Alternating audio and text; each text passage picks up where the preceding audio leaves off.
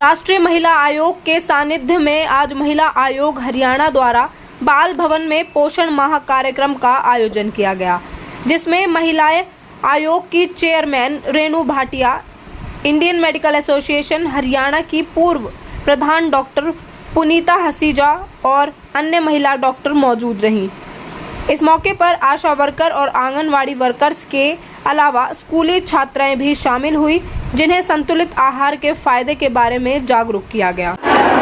राष्ट्रीय महिला आयोग के सानिध्य में हर एक प्रदेश यानी हर एक महिला आयोग अपने अपने प्रदेश में इस माह को मना रहा है और आज हमने फरीदाबाद ज़िला चुना और यहाँ पर बाल भवन फरीदाबाद में हमने इस कार्यक्रम को आयोजित किया।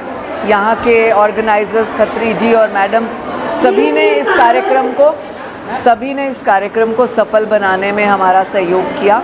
आज के इस कार्यक्रम में हमने आंगनवाड़ी वर्कर्स, आशा वर्कर्स और साथ में हमने उन बच्चियों को भी बुलाया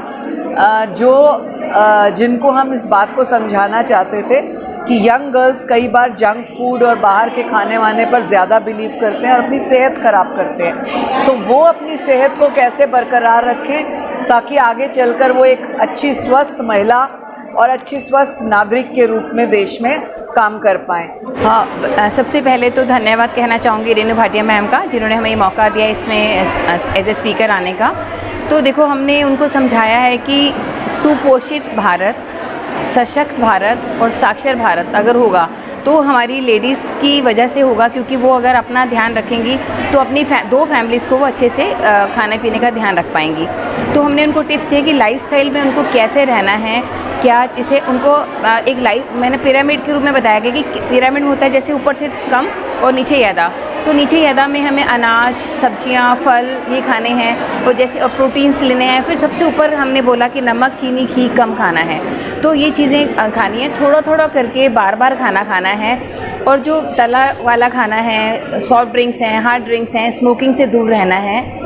और खाने के अंदर पौष्टिकता पर ध्यान देना है कि पौष्टिक खाना चाहिए। ये नहीं कि आपने रेडीमेड खाना ले लिया, वो नहीं खाना है। आपको घर का बना हुआ खाना खाना है, जिसमें उनके मोटे अनाज और हरी सब्जियों का योगदान सबसे ज़्यादा होना चाहिए, क्योंकि उससे फाइबर मिलता है और मोटे अनाज से हमारे को सारे विटामिन्स मिल जाते हैं। अंकुरित दालें खानी चाहिए, अंकुरित करके जो हमारे चने हैं वो खाने चाहिए।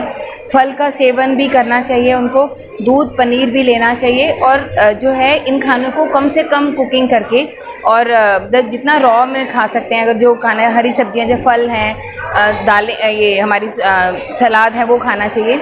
और फाइबर भी और पानी भी लेना चाहिए। ये सब चीज़ें अगर हम अपने खाने में संतुलित आहार खाएंगे तो उनको मैंने पिक्चर के माध्यम से फ़ोटोग्राफ्स लेकर आई थी, उसके माध्यम से भी समझाया है। अनीमिया से बचने के लिए हरी सब्जियां और जितने भी हमारे खाद्य पदार्थ हैं जो घर के बने होते हैं, घर से बनाया खाना है वो खाना चाहिए।